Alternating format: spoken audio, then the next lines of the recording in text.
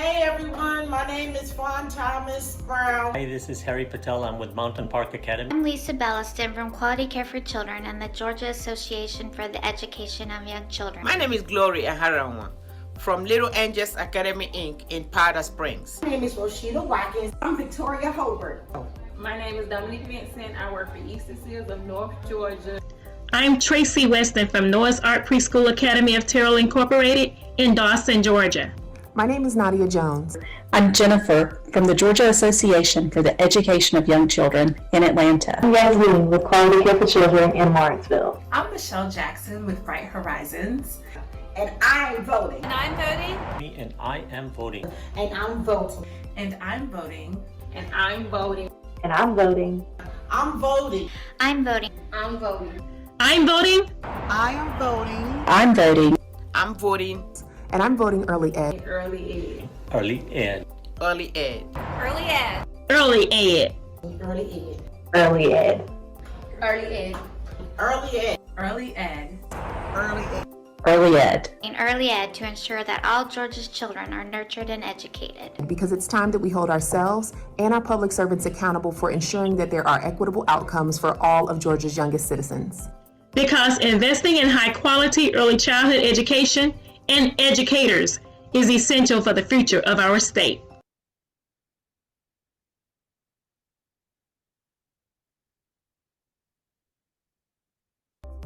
This is Harry. Association for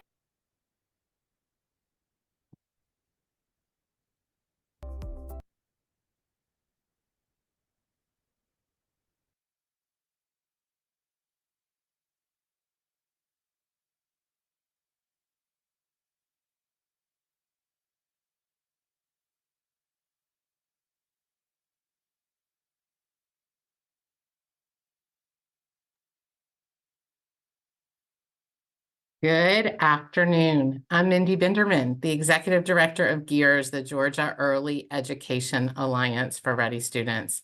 And I'm thrilled to see all of you on the call today. And I'm thrilled to be here with our partners. As one of Georgia's 71,000 early educators and childcare professionals, you are the experts when it comes to all things early childhood education. Your knowledge, your voice, and especially your vote help drive positive change for our field and for the field of children and families. As a trusted community leader, you can also be a model for your students' families by making sure that they know about the upcoming election and empowering them to know that their vote matters. And you can do so in a nonpartisan way, which we'll talk much more about in detail later. It can help to remember, as you all know, that our children can't yet vote, but you can be their voice. Our votes impact our children's futures. And in this season, we have the opportunity to make our voices heard. We, the 13 organizations who have all worked together on this webinar, have heard you already. We've seen your hard work and your loving dedication to your students. We've borne witness to your challenges. With Election Day quickly approaching, we are very excited to get out the vote, particularly among families with young children and early childhood advocates. Thank you for showing up and for speaking up at this gathering today, which is especially important because it is the first day of early voting here in Georgia.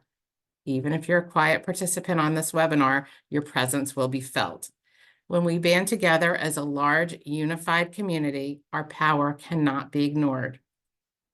I do want to go over, though, before we really get started, some quick tech. This is a webinar platform, and so the chat feature is limited. But if you have specific questions, you can feel free to use the Q&A feature that you find at the bottom of your screen. You can also turn on transcriptions if you need help with that. We'll be doing 2 different raffles throughout the webinar, so we encourage you to stay on for the whole 1-hour event. You won't want to miss the prizes. Today, we hope to inspire you to tune in, to ask questions, and to get out the vote with your colleagues and the families that you serve. With our vote, we hold the power to shape our future, including making sure that Georgia is a place where all children, those who care for them, thrive. Why is this important for our field? The existing structure of America's child care system is unsustainable. Families have long struggled to access affordable child care options that are high quality. Many live in areas without quality care options at all, and providers can only charge what families in their area can afford, which often translates to near poverty wages for early educators. In the spring of this year, Quality Care for Children conducted our annual Provider Pulse Check survey of childcare providers, and nearly 600 providers from all across the state, both centers and family childcare providers, responded. And what we heard from them was that with the end of federal stabilization dollars, along with rising costs and staffing challenges, they realized that they had to raise rates, and 47% had already done so, with another 65% anticipating additional increases. With those staffing challenges that I mentioned, it kind of lays bare that there's a difference between licensed capacity, and enrollment, and there are rooms sitting empty. And 68% of the providers we heard from said that they could serve more children if they had more qualified teachers. And in addition, there were 12% of programs who responded that feared that they may even have to close with this stabilization funding coming to an end. Thanks, Robin. And at the same time, we're here, as we hear from providers and early educators that they're struggling, we also know that families with young children and their caregivers feel overlooked by policymakers. In November of 2023, GEERS commissioned a poll of Georgia parents of children ages birth to 5. And the indisputable takeaway from this survey is that parents of young children in Georgia need help, especially managing their family's mental health and maintaining financial stability, with childcare as a critical element to both of those issues. As you can see on the slide, more than 8 in 10 parents report that childcare struggles have directly affected their financial situation in some way, most commonly through missed shifts or reduced hours at work. 8 in 10 parents have struggled to afford a basic need like housing or food or diapers in the past year. And only 32% of families believe the state government is doing a good job of meeting the needs of parents with young children. Again, your vote can show candidates that they must center the needs of families with young children. So next, we want to hear from you. And we have this Slido platform which you can do it. So there's a couple of ways that you can participate here. You can scan the QR code on the slide above and go directly to Slido. You can also join Slido at slido.com and put in that number 2554409, and it'll allow you to enter your answer to the questions there. So we would love to see your answers, and as to what do you most want candidates to know about the needs of Georgia's children, families, and early educators.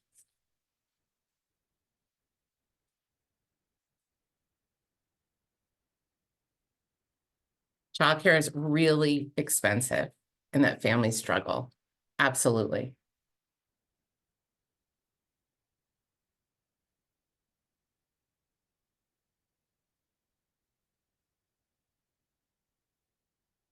And that it's so expensive that the system can't be maintained by parent fees alone. That childcare workers, teachers, professionals, staff deserve family sustaining wages. I love that term, family sustaining wages and benefits. We'll take 2 more, but if you guys can we're going to keep all of these to share with candidates. So please keep writing your answers. Families are struggling, educators are struggling. Low wages make it hard to keep teachers, and early educators are the backbone of our economy. Thank you guys so much for so many of these. As I said, we're going to keep collecting them because we need to be able to share them with legislators and candidates through the year. So thank you. And we are going to go to my friends at 9 to 5 Georgia. Thank you, Mindy. Hi, everyone. I'm Erin. I'm an organizer with 9 to 5 Georgia, and I will be speaking with my colleague, Frances. So now that we have talked about why voting is so important to our field, we want to go through some of the basics of voting during this election season. So as Mindy mentioned at the top of the webinar, today marks the official beginning of election season. It is the first day of early voting. We really encourage you to think about this period of time from now until November 5th as election season. You can get out there and vote early. Early voting can help Georgia voters avoid crowds and find a time or location to vote that is better for their schedules in the weeks prior to Election Day. Early voting lasts until November 1st, and specific early voting days will vary by county. So check My Voter page for more information on early voting locations and times in your specific area. Election Day is on November 5th. So remember that counties, particularly heavily populated counties, often offer several early voting locations. And during the early voting period, you can stop by any of these locations. But if you wait until Election Day, you will need to go to your assigned polling location. And even if you have voted previously, it is good to go to My Voter page and double check that your polling location is the same, since they do sometimes change.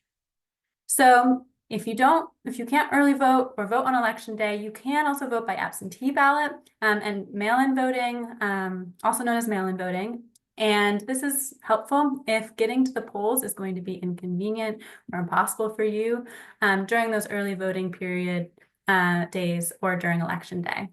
And you don't need to provide a reason to vote by absentee ballot in Georgia.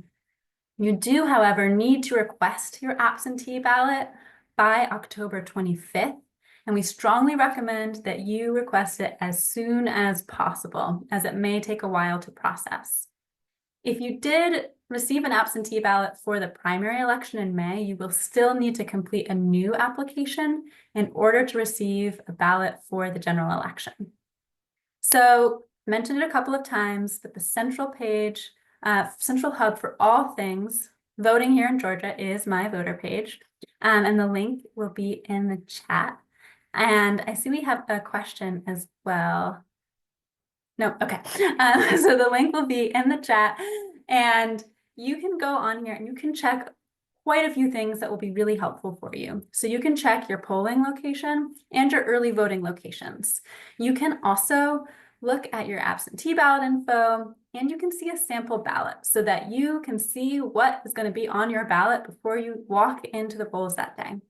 So unfortunately, the deadline to register to vote for the upcoming November election passed on October 7th, but you can find information on how to register for future elections on My Voter page. So you've decided when you're going to vote, you've looked up where your polling location is, what do you need to bring with you to the polls? So you need to bring a government ID card with you, such as a Georgia driver's license, even if it is expired, or another valid state or federal government issue photo ID. There is an option for a free ID card issued by your county registrar's office. And there is another link in the chat to be able to go see the information on your county election office. So as you make your plans to vote, we encourage you to consider going early during that early voting period or early in the day on Election Day. Bring water and snacks in case there's a long line at the polling location, and keep in mind that kids are welcome at the polls. So in a minute, I'm going to pass it over to my colleague Frances to talk about, to help walk you through a pledge to vote. And if you've listened to everything up until this point and you're still thinking, will my vote really make a difference? Yes, a single vote can make a big difference. And some elections, as you can see on this slide, are determined by only one vote. But history is full of many more elections that were determined by the narrowest of margins. And I'm sure that you know others as well in your community who are planning to turn out and vote. And maybe you will encourage others as well. So now Frances is going to walk you through making your pledge to vote. Yes, thanks, Aaron. Now we will pledge to vote. We are asking you to pledge to vote. By making this pledge, you promise to vote during election of 2024. Now, this is a little different Slido question. The only answer that will show on the screen is a summary of the people who plan to vote by absentee ballot or in person or by early voting on election day. You also have the option to put your mobile number and receive reminders from 9 to 5 about the election. I'm going to give you a few minutes to do that. Oh, we have some polls coming in to fill that out. And starting now.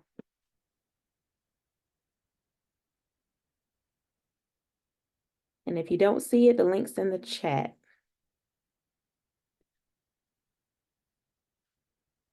Okay, so.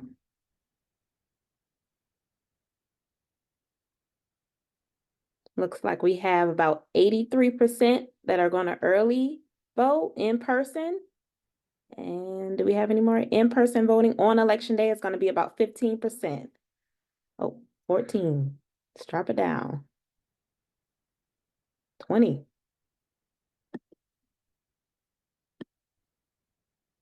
We have a few more responding.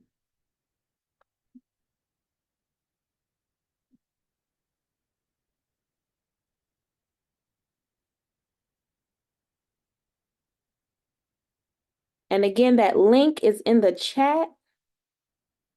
If you have not had the opportunity to cast your vote, you should see the link in the chat.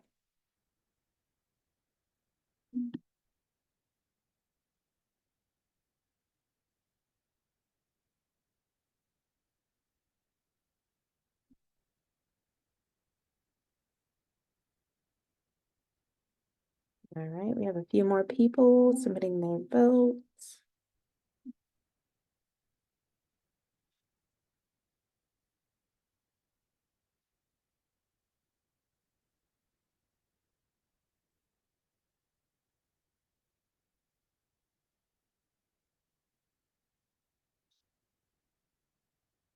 All right. So now we have a raffle winner. Drum roll, please. And our winner is Thais Lawyer. Thais Lawyer, you are our lucky raffle winner. Congratulations. And now to pass it off to Kathy Mendez. Hi, everyone. I'm Kathy Mendez with Caring Across Generations. I'm going to talk a little bit about the specific offices on the ballot today. So elected officials at all levels of government, whether that's federal or state or local, have the power to positively impact early childhood outcomes. So some of the specific offices are listed here on the slide, from federal, state, and local. And so while they all have different kinds of overlapping boundaries, they all work together to serve you. So at the federal level, there's, of course, the presidential election and our congressional delegation, which includes Georgia's U.S. senators and U.S. representatives. At the state level, elected officials include the governor, the lieutenant governor, the state school superintendent, as well as members of our General Assembly. Similar to the federal level, the Georgia General Assembly consists of two chambers, so the state Senate and the state House. And then finally, at the local level, like your city or your county, this could include your mayor, school board members, and city council members. So the offices that are highlighted on this slide are on the ballot for the upcoming election. That's the president, U.S. representatives, state senators, and state representatives. So in addition to the president, all of Georgia's 14 U.S. representatives serve 2-year terms, and they're up for re-election this year. Each U.S. representative represents a specific geographic area within Georgia. So Georgia has 2 U.S. senators who represent the entire state. They serve 6-year terms. Neither is up for re-election this year. In addition, serving 2-year terms all of Georgia's state representative and state senators are up for election. Each state senator and state representative represent a specific geographic area. So this means that each Georgian is represented by 2 U.S. senators and 1 U.S. representative, 1 state senator, and 1 state representative. So here's a little bit about how to be an informed voter. The decisions that you make at the polls have a direct effect on your life and the lives of others. And it's important to do your own research and seek information from as many types of trusted sources as possible in order to be the most prepared and informed you can be. So this includes looking up and filling out your name on a sample ballot by going to My Voter page at this link. I think someone will drop it in the chat, maybe, hopefully.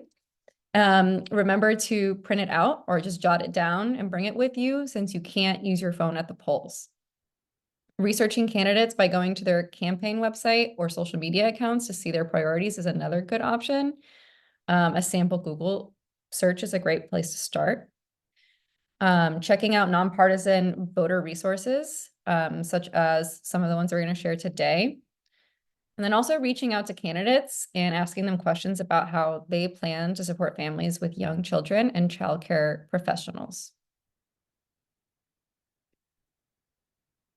So one resource that might be helpful is our Georgia Care Voter Guide from the Care Can't Wait Georgia Coalition that's convened by Caring Across Generations. So this makes it easy to know how to engage with your elected leaders around care in general, but also on early childcare and education and childcare in general. It kind of outlines how to set up meetings, which questions you might ask a candidate, and also how to share your own care story to make your communication with your representatives the most impactful. So by doing this kind of outreach, you can play an important role in making sure that childcare, early learning, and good jobs for care workers are priority issues for voters and candidates alike. So you can ask these questions at events, on social media, or contact candidates even by their website. So here are just a few examples of questions in our voter guides, such as like, what are you going to do to support good jobs for early educators? So these are just a couple examples, but the voter guide is much more extensive and has a lot of great resources that you can check out. And I believe that it's already been put in the chat, so that's great. So we hope that's helpful. And I'm going to pass it over to Jessica to highlight some additional resources and how to get out the vote. Thank you so much, Kathy. And in a similar vein, so GEARS, my name's Jessica Woolgen. I work at GEARS, the Georgia Early Education Alliance for Ready Students. And in a very similar vein, we have a voter guide that's called the Georgia Voter Guide for early childhood. We reached out to every candidate in a contested race for either Georgia State Senate, Georgia State House, or U.S. House to see their answer to this question. And when I say contested, it means that there is a qualified candidate from more than one party on the ballot. And that's still over 300 candidates here in Georgia. And so we asked them this question that's up here on the screen. Georgia is often touted as the best state to do business. What would you do to ensure that Georgia is also the best place to raise young children? And we actually got a lot of responses. We got over 70 responses.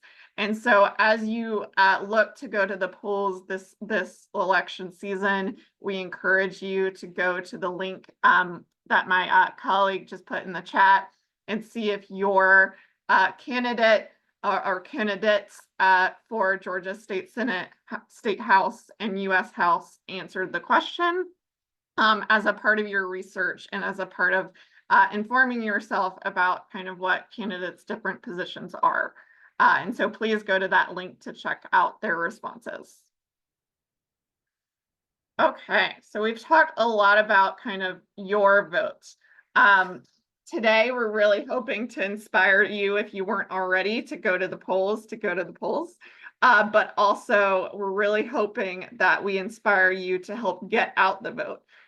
with your colleagues in your program, and also with the families that you serve. So we know that getting to the polls is hard for everyone, right? Like it can really seem like a daunting task to make sure that you have everything, to make sure you're going to the right place. But we know that particularly for families with young children, particularly moms with infants, they are actually less likely to vote. And so in your role as a child care professional, you can actually make a really big impact by helping encouraging them to vote and reminding them about upcoming deadlines.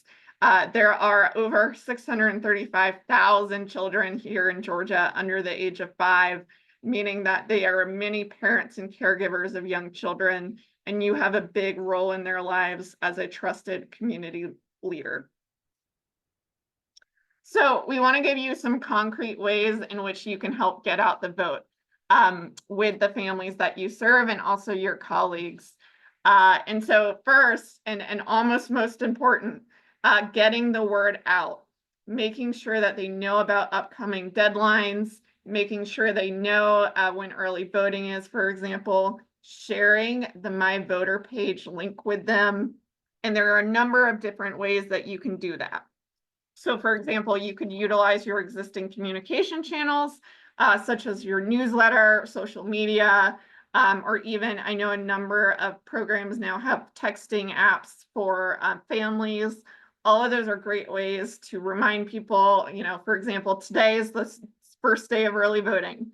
Or, you know, if you want to request your absentee ballot, make sure to do that by October 25th.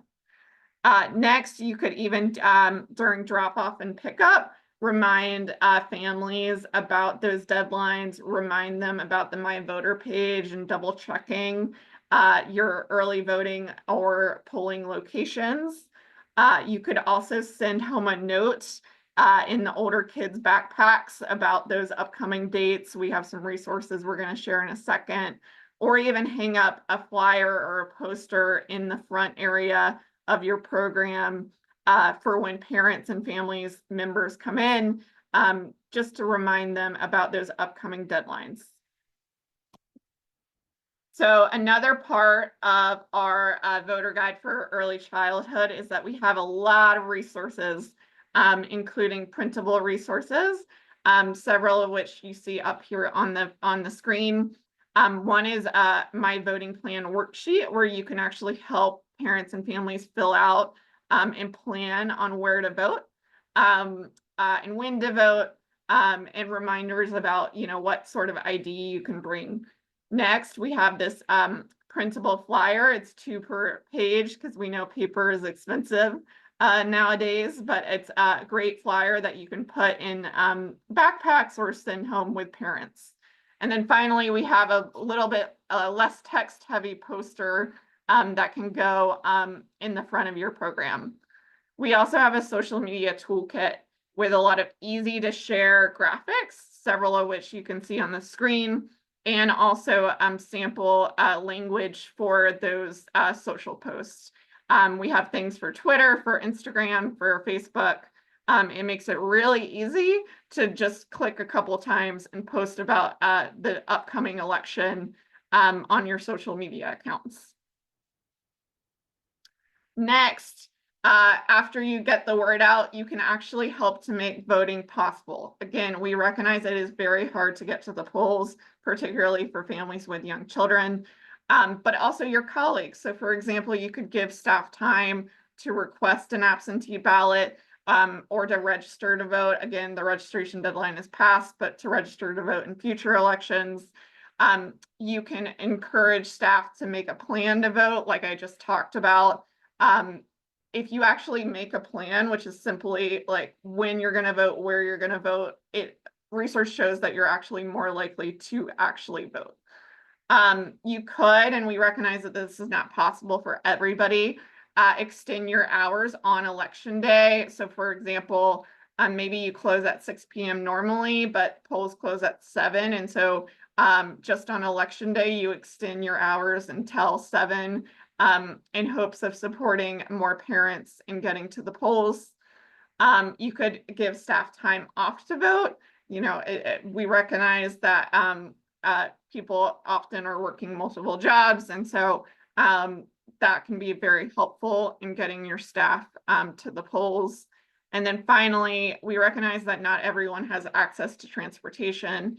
And so we've heard of childcare programs, you know, utilizing their bus to help take people to early voting, encouraging carpool for the families who may not have access to transportation. Just things to think about, and you know your family's the best, but things that you could consider doing to help actually make it possible for people to get to the polls. Finally, you can highlight the importance of voting in general to families with young children and those young children themselves. Just simply introducing the concepts of voting to young children is important. And honestly, it introduces fundamental values such as everyone has a unique voice and each voice is uniquely important to those young children. And so a couple of different things that you could consider doing. There are many age-appropriate books about voting and about elections that you could consider reading.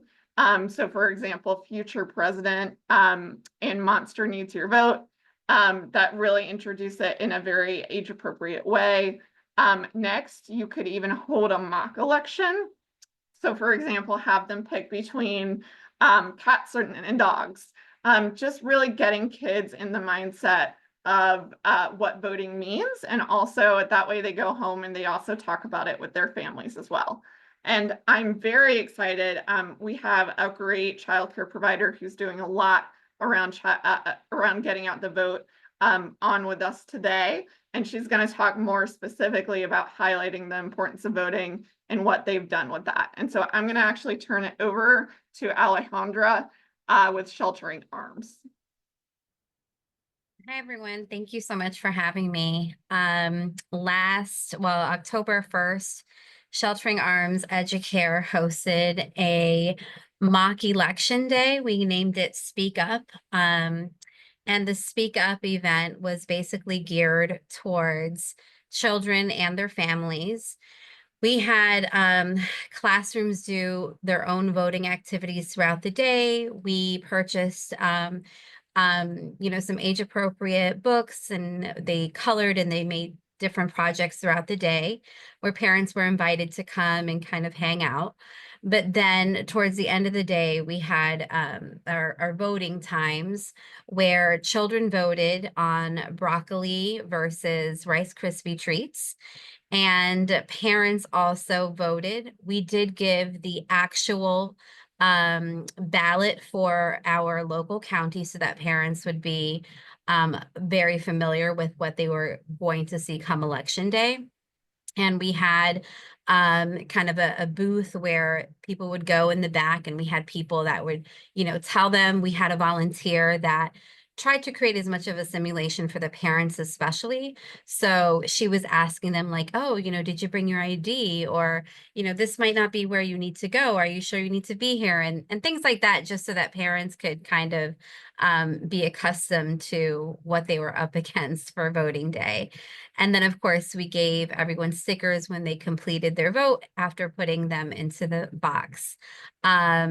We also had a separate station for Know Before You Go. So we had we had different partners, including Gears, come out and speak with parents, but we had speakers come and help parents in terms of just knowing what the actual voting times would look like, where they had to go, things like that. And we also had them create a plan where they had to specifically point out where they had to go, when they would go, if they would bring their children, transportation, like what barriers they might need, and have their plan in place. And we just had a bunch of different community partners come out and speak with families, talk about different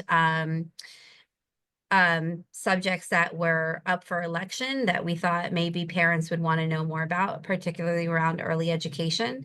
And it was fun. It was a lot. We had dinner and drinks and snacks and all the goodies from our partners, but we got a lot of great feedback, and we were able to have dozens of families register to vote. So we're very excited. Thank you so much, Alejandra, Thank you for sharing. Yeah, really great ideas, and hopefully sparking some great ideas among the providers on the call.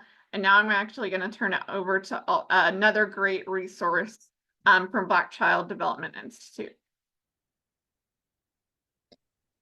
Hey, thank you, Jessica. My name is Sharon Hudgens Beck, and I am the coordinator of programs at Black Child Development Institute Atlanta. We have developed a parent and educator civic engagement activity guide. And so many of the ideas that Jessica has already shared, a few of the ideas that Alejandra has shared, you can also find those in that guide. One of the activities highlighted here is we suggested that programs do an early voting challenge to encourage families to get out there, vote early. So they would challenge the families to go out early to vote. They would report back, of course, by bringing their voter sticker showing that they did go and vote. And they would, the program keeps track, and the winner, the classroom with the most percentage, and the reason we said percentage is because there aren't going to be as many parents in the infant and toddler classrooms as there will be in preschool and pre-K. So we figured you do it on a percentage basis, and consider having a prize for the class that wins. And we know those prizes could be anything, extra time out on the playground for children. It could be, we're going to have an extra snack, something special. So anything, we know that children that get them excited so that they will tell their parents that mom, dad, auntie, grandma, we need you to go out and vote early.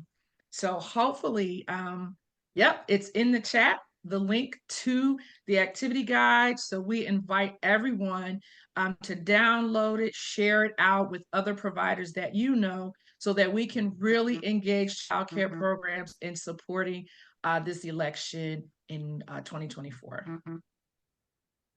Thank you so much, Sharon. We're going to be hearing more from BCDI in just 1 second. But now that we've given you some ideas, we would love to hear from you about kind of what ways you are going to get out the vote. And so we're going to go back to the Slido. And this is multiple select. And so please click all that apply. You'll see some of the things that we've already mentioned up here on the screen. But we recognize that you may already be getting out the vote, and something that you may be doing may not be up here. And so please feel free to put in the chat or in the Q&A any ideas that you have that aren't up here on the screen after you've gone to the Slido and filled this out, because we really want to hear from you and lift up those more creative ideas. Awesome. So I see a lot of people utilizing existing communication channels. Love it.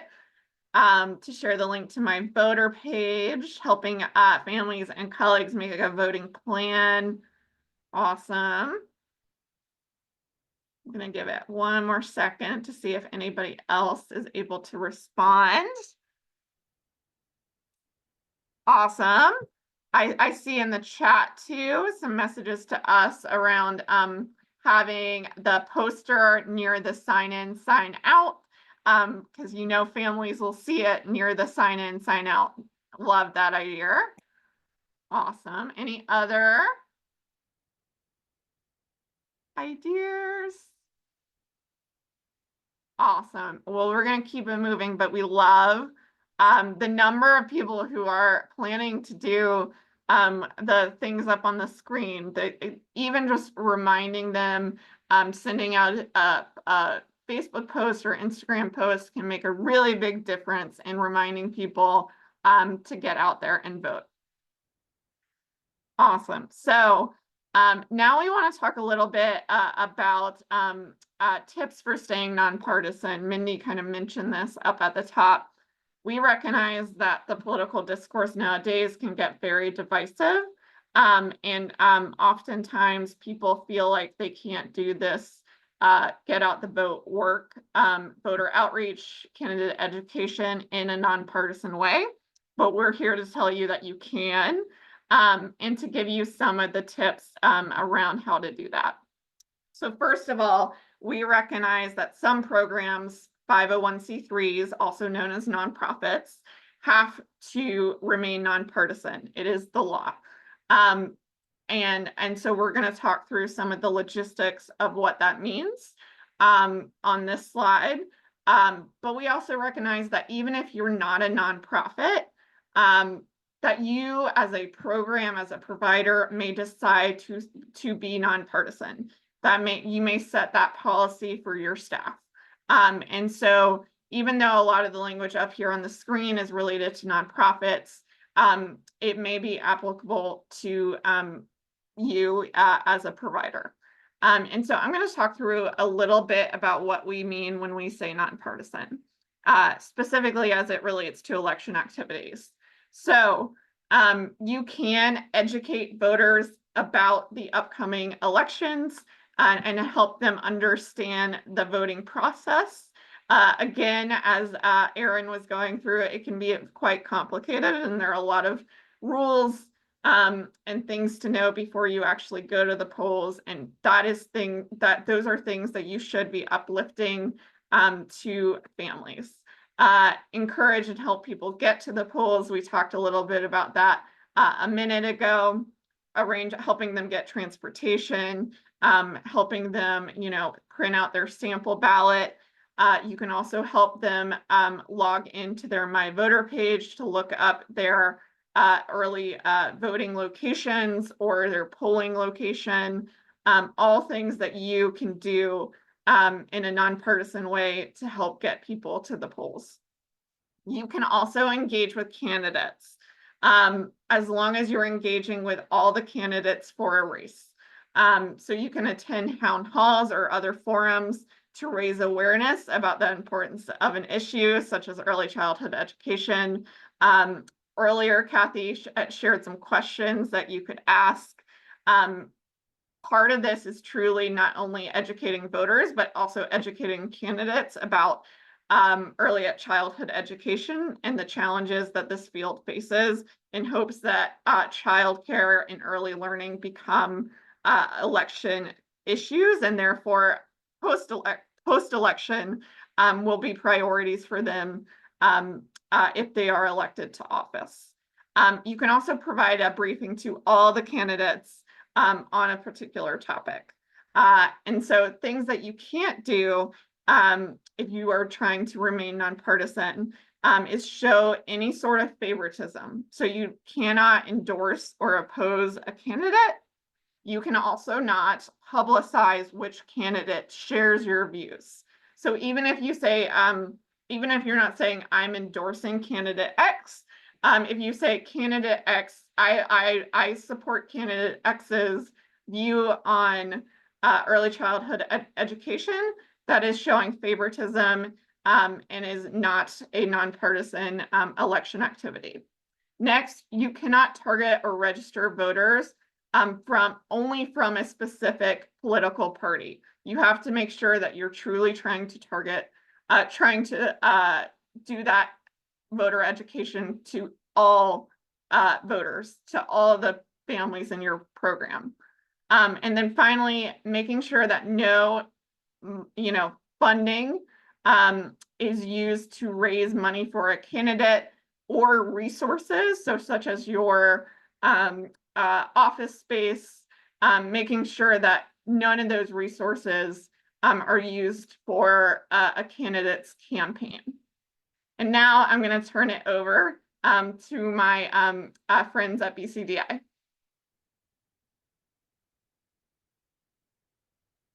Thank you all so much. My name is Tatiana Elmore, and I am the interim president for BCDI Atlanta, as well as the board treasurer. So we have a question here, and we're asking you to put your responses into what are your anxieties about encouraging your colleagues and the families you serve to vote. So if you could please take a moment to go to the Slido and enter your responses regarding your anxieties about encouraging your colleagues and the families you serve serve to vote.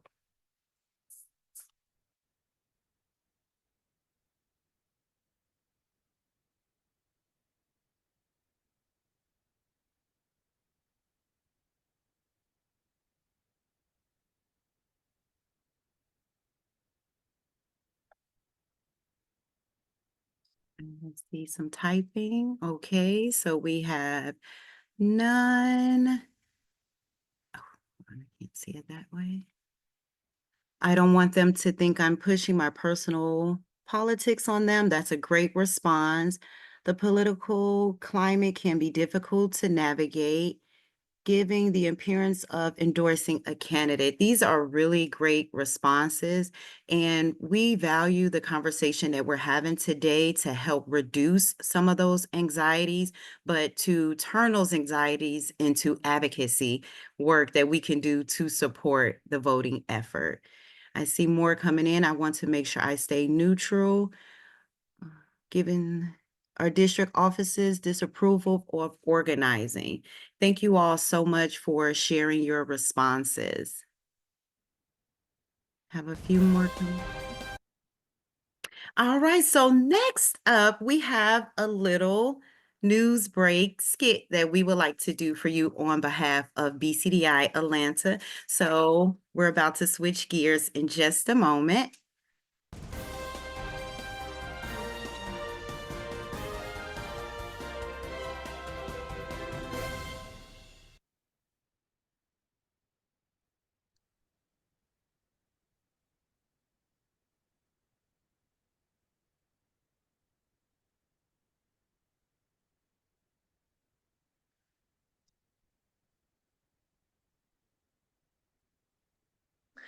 Good afternoon, Georgia. Ashley Williams here from WBCDI Atlanta. We have breaking news from the child care community as early childhood educators learn the do's and don'ts of discussing voting with their families. That's right. Our own Sharon Hudgens Beck is live at Children's Early Learning Academy, where directors and teachers are attending today's Gears Get Out the Vote webinar. Sharon, what can you tell us? Thanks, Tatiana and Ashley.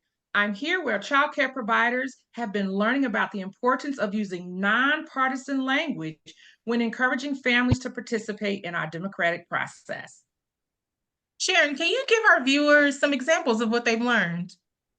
Absolutely. Let me share 2 scenarios I observed today. This morning, I heard one teacher say to a parent, "Don't forget to vote. We need to elect candidates Y and Z because they support child care funding." Hey, Sharon, isn't that an example of what not to do? Yes, it is, Tatiana. It implies supporting specific candidates and policy positions, which isn't using nonpartisan language. Later, however, I heard a teacher say, "Remember, early voting in Georgia started today and election day is November 5th. We can provide information about our area's early voting and polling locations." Back to you. Excellent example, Sharon. Can you tell us more about how child care programs can encourage voting? Of course. Programs are learning that they can share polling hours and locations. They can offer information about early voting options. They can remind families of election dates and share the websites for nonpartisan advocacy groups for information on how to get involved. The key is focusing on the process and not the politics. And I understand that they're getting pretty creative with sharing this information. Oh my gosh, they sure are. The center behind me has created a Democracy Corner bulletin board with nonpartisan voting information. They're even sending children home with future voter stickers to encourage family conversations about civic engagement. Thank you, Sharon, for the informative report. Remember, Georgia, your voice matters. And now our child care community is better equipped to help use it. Up next, Weather with Mike Thompson. Will rain affect the voter turnout? Stay tuned.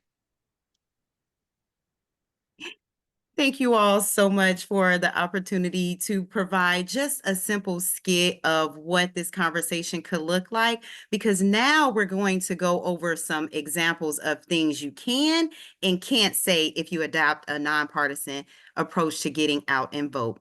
So as you can see on the screen here, there are a few examples of things that you cannot say when you're encouraging voting. You saw the example during our skit where there may have been conversations with teachers to parents saying that they're voting for a particular candidate. You want to make sure that you avoid doing so. You also want to make sure that you are staying abreast of the key information in regards to the individual activities that are being supported during this election. Next, let's look at things that you can say. Awesome. So here are a few examples that we have here. You want to make sure that you acknowledge the difficulty of getting to the polls and help them make a plan to vote. We want to make sure that we're encouraging them with positive words and making sure that we are fully able to support them as they do make the decision to vote. So some things you can say is, I know it can be hard as a working parent to get to the polls. Have you made a plan to vote? This is an opportunity to work with that parent to see if there's a way that you can support them to eliminate this barrier. Another one that you could possibly say is, I encourage you to conduct research on who is on your ballot and make the decision that you think is best. This conversation that we're having today provides those resources. We have received the website to go and view to check our voter registration, but we've also received resources that will allow us to get a preview of the candidates and what are some of the things that they're saying. So you always want to keep in mind to make sure that we are encouraging them to be an informed voter and also to seek the correct information before they move forward with proceeding to voting. Okay.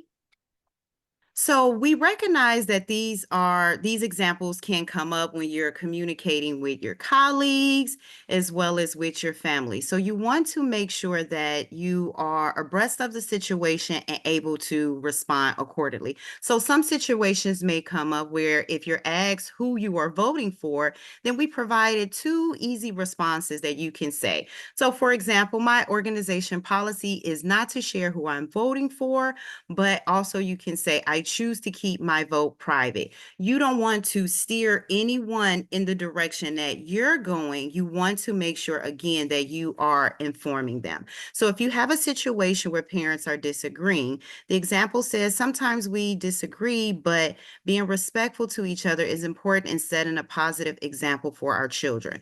We want to make sure as we're advocating for voting, then we're not going to create a situation where a parent may say, well, I'm voting for this one, and the child care centers or the leaders may not see that same view and causing friction in the future where, oh, that's that parent that voted for so-and-so. So you want to make sure that you eliminate some of those barriers to avoid causing friction and disagreement in the future. So thank you all. Wow, well, that was an awesome presentation. And my name is Idisha. I am with the Georgia Child Care Association. It's a pleasure to be here with you. I've been trusted to kind of land the plane from here. And so the first thing that I want to share is an appeal. And that is to share your child care story. Your stories, whether as a child care provider, teacher, or parent, are critical to increasing investment in our child care system. And as such, we have a bit of homework for you. We've created a new platform called the hashtag Georgia Needs Childcare Storytelling Initiative and are asking you to share your story via audio or video, your choice, to put a face and or a voice to these important stories. This platform makes it easy for you to record your story by asking you 4 quick questions that you will respond to separately. The form will ask you how you want your story to be shared, whether that is directly with elected officials or more broadly. And it also gives you the opportunity to say whether or not you would like your name included or excluded from your message. This will take about 20 minutes to complete. As a small token of our appreciation for your time, those who complete the form will receive a $10 Amazon gift card. You can go to the link in the chat to share your story. We will also be sharing the link in the follow-up. One of my colleagues, I think, will now drop that link in the chat. All right. The other fun part of my portion of this is to share with you our second and final raffle winner, and that person will win a $50 gift card to their choice of many major brands, including Visa, Walmart, Amazon, Kroger. It'll be sent to their email address that they registered with. And that lucky winner is Laura Engel. Congratulations. As we close out, first, thank you for showing up and making your voice heard. Now we need for you to tell your friends, your colleagues, and families to vote. As Mindy said earlier, when we band together as a large, unified community, our power cannot be ignored. And you've been provided with many different ways for you to be able to influence people to choose to vote. This webinar has been recorded, so please feel free to rewatch it because it was embedded with many great ideas and suggestions. You can also share it with others. As a reminder, today is the first day of early voting.